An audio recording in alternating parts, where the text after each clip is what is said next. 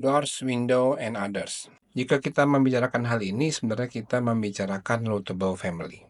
Seperti pada tutorial sebelumnya, bahwa family ini terdapat dua, yaitu load family dan system family. Untuk lebih jelasnya bisa diulang pada tutorial sebelumnya.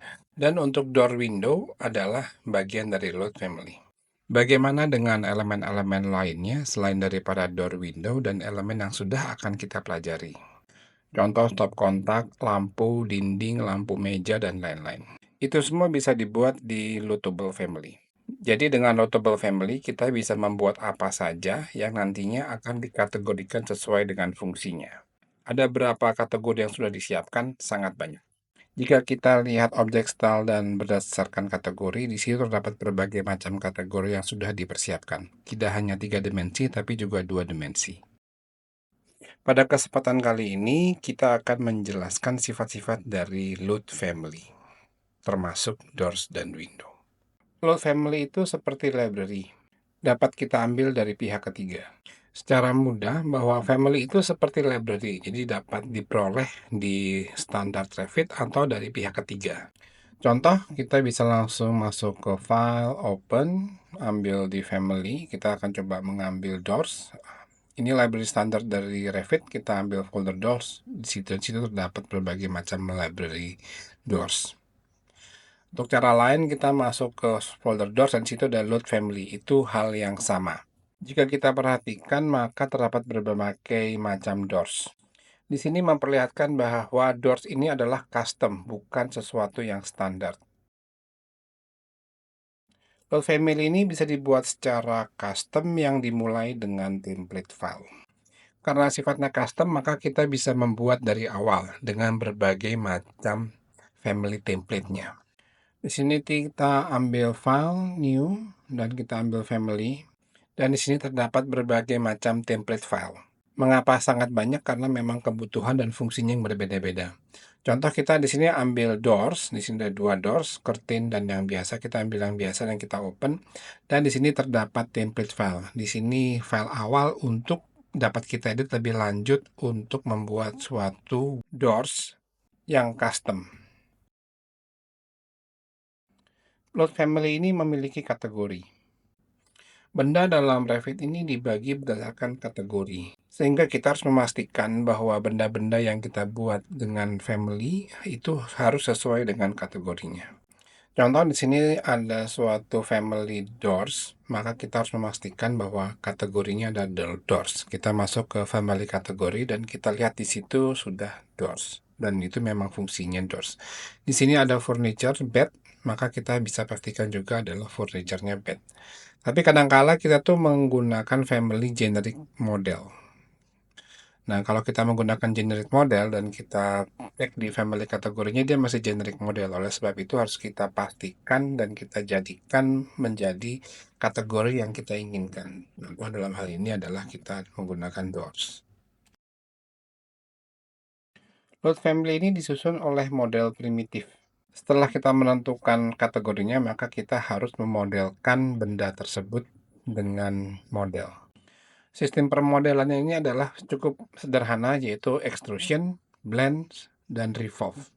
Jadi family template yang tadi kita buat ini paling tidak sekarang sudah mendapatkan suatu bentuk.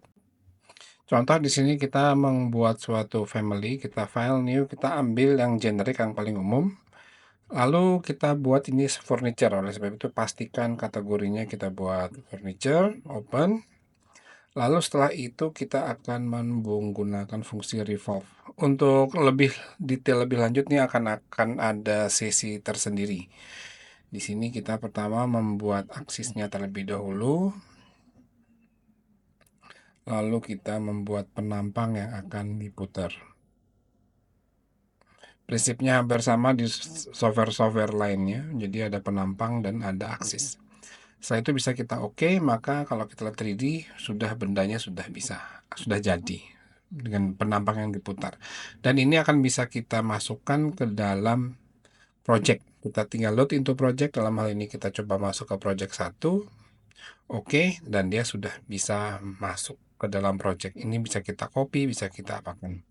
Ini sifatnya kayak library, jadi bisa kita copy atau kita rotate. Dan untuk mencarinya kita lihat di project browser dan di sini ada di family furniture dan situ sudah ada. Kenapa dia di family furniture? Karena kategorinya adalah di furniture. Cara lain untuk membuatnya adalah di place komponen dan di situ juga sudah ada family 4. Dalam hal ini yang tadi kita buat. Load family ini memiliki hosted atau inang atau acuan dia di mana diletakkan. Secara standar, load family ini memiliki acuan peletakan pada working plane, dalam hal ini level, tetapi tidak harus secara working plane, masih banyak lagi. Contoh, load family ini diletakkan berdasarkan permukaan benda lainnya, atau diletakkan berdasarkan di tembok, di lantai atau di plafon, dan lain sebagainya. Oleh sebab itu, loadable family ini memiliki template file yang beraneka ragam. Ada yang floor base, ceiling base, wall base, dan lain-lain. Contoh, kita masuk ke file new. Kita akan membuat sebuah family yang acuannya permukaan. Oleh sebab itu, kita menggunakan face base family. Pada face base family ini terdapat acuan peletakan, ini adalah kotaknya. Dan jangan lupa kita bisa langsung menentukan kategorinya. Dalam hal ini kita taruh furniture. Setelah itu kita bisa membuat modelnya di atas permukaannya sebagai acuan. Proses modeling akan diterangkan pada materi selanjutnya. Setelah jadi kita dapat load into project dan kita masukkan dalam project dan di sini secara otomatis kita akan meletakkan ini pada permukaan tertentu. Ini beda dengan family yang lainnya. Permukaannya tidak harus datar tapi juga bisa melengkung. Karena family ini ada di kategori furniture, maka kita bisa lihat di project browser di bagian furniture. Untuk memeriksa apakah sifat dari suatu family ini adalah face base atau enggak, itu kita bisa lihat di family dan kategori di bagian family parametersnya kita ke bawahan dan situ ada host dan hostnya adalah face. Ini artinya bahwa sifat dari family tersebut adalah host face base. Walaupun dia berdasarkan face base, tapi kita bisa atur atau setting berdasarkan working plane. Caranya, kita ambil klik di placement, di situ dua pilihan, dan kita ganti menjadi place on work plane. Setelah itu kita bisa menentukan working plane mana yang akan kita taruh. Di sini bisa level 1, level 2, bahkan terdapat grid. Sebab grid merupakan salah satu bentuk dari working plane. Bagaimana dengan door dan window? Door dan window itu memiliki host adalah wall. Jadi dia hanya bisa bekerja dalam wall. Jika kita mau membuat door dan window di luar dari tembok, maka tidak memungkinkan. Jika menggunakan host wall. Contoh di sini kita masuk ke doors dan di sini ada pilihan doors. Kita pilih salah satu dan kita dekatkan ke tembok, maka walls itu akan langsung nempel di tembok. Jika kita edit family tembok ini dan kita lihat apa yang ada di dalam family tersebut, kita lihat di family kategori, dia memang hostnya adalah wall. Dan di dalam model ini ada acuan wallnya, ini. Dan di dalamnya juga terdapat model-model primitif yang akhirnya membentuk pintu tersebut. Load family ini dapat dibuat custom parameternya. Sekarang kita akan membuat sebuah parameter. Kita menggunakan metric generic model. Pada kesempatan kali ini hanya diperlihatkan bagaimana proses besarnya. Jadi pada prinsipnya ini seperti membuat tulang dahulu. Dan tulangnya ini nanti akan diberi seperti otot yang akan bisa bergerak. Dan dalam hal ini adalah dimension. Jadi dimensi ini yang akan kita kasih parameter, dalam hal ini ukuran, dan parameter ukuran ini yang nanti bisa kita ganti-ganti nilainya. Setelah itu baru kita membuat model, dan model ini nanti akan dikaitkan dengan align dengan tulang-tulangnya itu. Sehingga nantinya pada saat kita mengganti parameter dan parameter akan menggerakkan tulang dan tulangnya akan menggerakkan bendanya. Ini contohnya sudah jadi. Dan bahkan ketinggiannya pun bisa kita kasih parameter. Jadi tidak harus melalui cara yang seperti sebelumnya tadi. Nah, ini kita bisa load langsung ke dalam project. Tadi parameternya sudah ada. Di sini kita lihat bahwa Kategorinya adalah generic model, sehingga di dalam project kita carinya di project browser di generic model. Dalam hal ini adalah namanya family 3. Lalu kita akan mengetes parameternya. Kita klik di slide bendanya dan kita edit type dan kita coba ganti ukurannya. Di sini ada tinggi dan ukuran. Kalau ukuran itu kan sisi, tinggi itu adalah tinggi dari kotak ya. Kita tinggal apply, maka dia sudah berubah sesuai dengan parameter yang kita buat.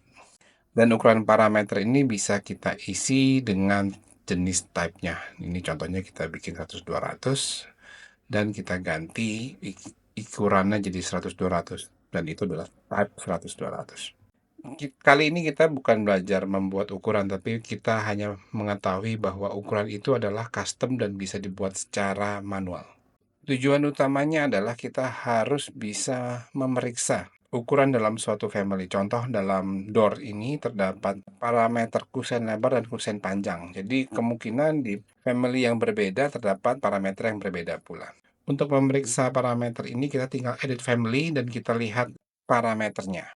Untuk melihat ada berapa jenis parameter, kita lihatnya di family types. Di sini ada kusen lebar, kusen panjang, dan width. Dan itu akan kita cari posisinya di mana. Dan parameter tersebut tidak hanya dalam satu view, ada yang di reference plane.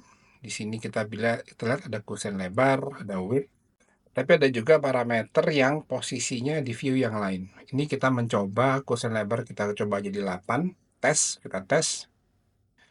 Terus terlihat bahwa kusen lebar sudah menjadi 8. Ini adalah cara untuk mengetesnya. Lalu sekarang kita mencapai height dan kusen panjang.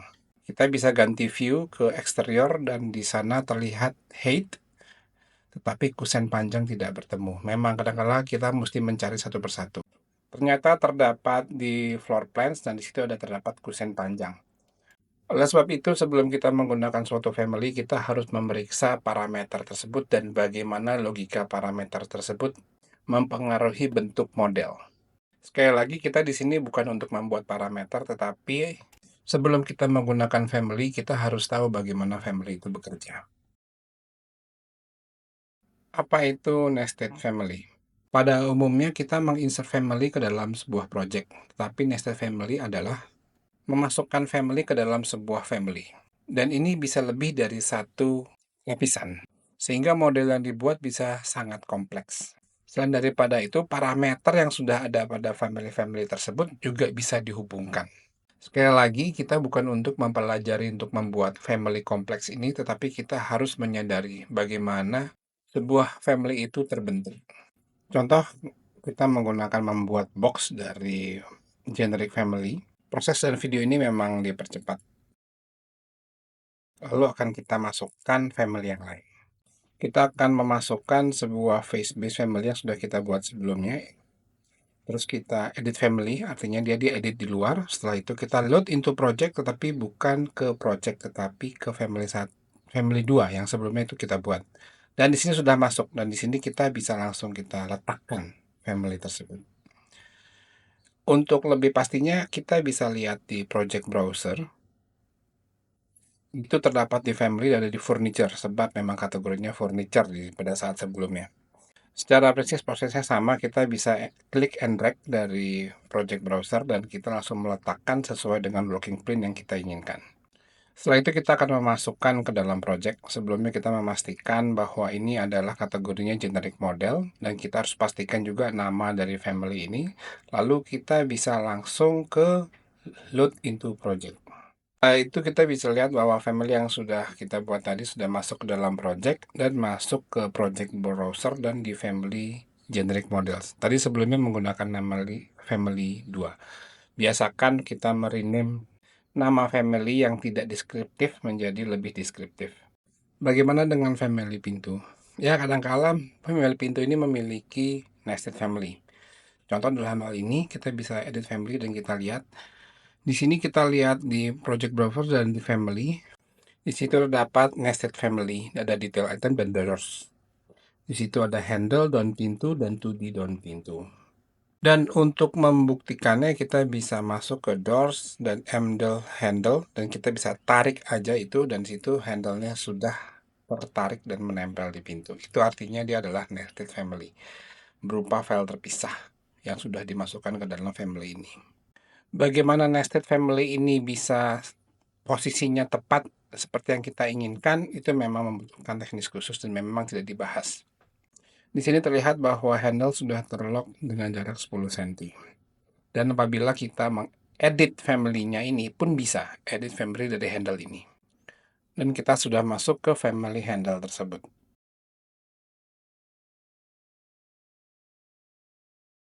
Family dalam family ini juga berlaku untuk family di dalam sistem family. Contoh, kita memiliki mullion seperti ini, yang akan kita ganti dengan profile tertentu.